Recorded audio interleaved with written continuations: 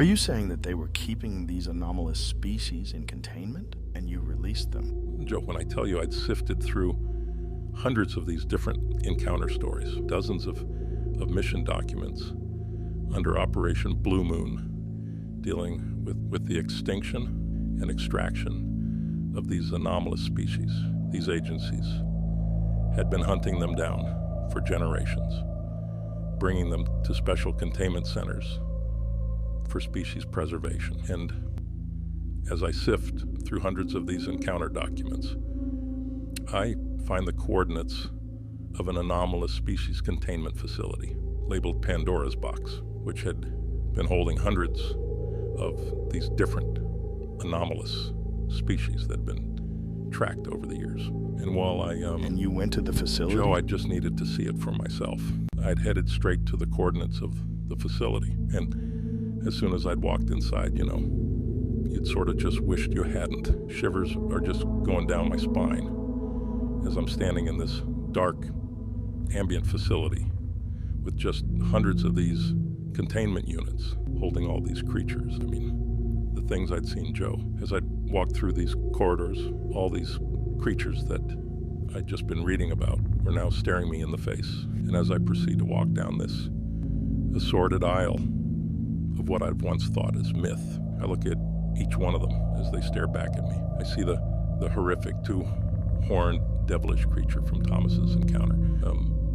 I see a tall, slender, multi-eyed, almost human-like creature. And I remember trying to not hold eye contact for too long with them. As you could imagine, it was beyond bone-chilling. But I keep walking. I see this tall, white-furred creature that had looked so much more man than ape.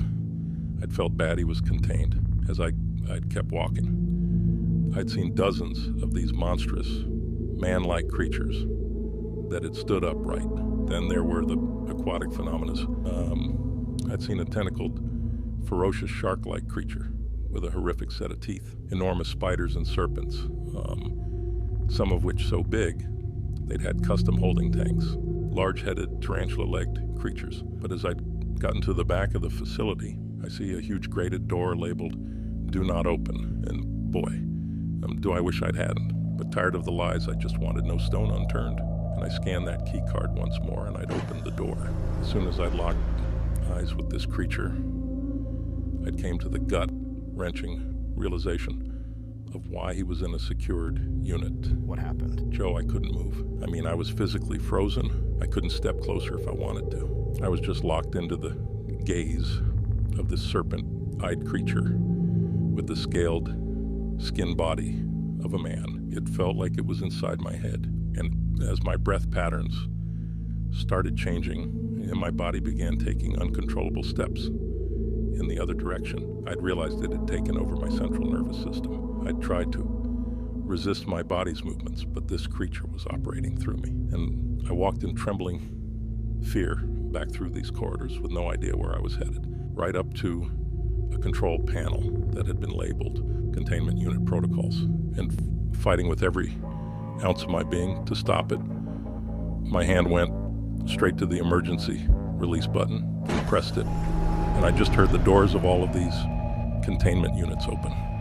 As I'd realized, I just released hundreds of anomalous species into North American soil.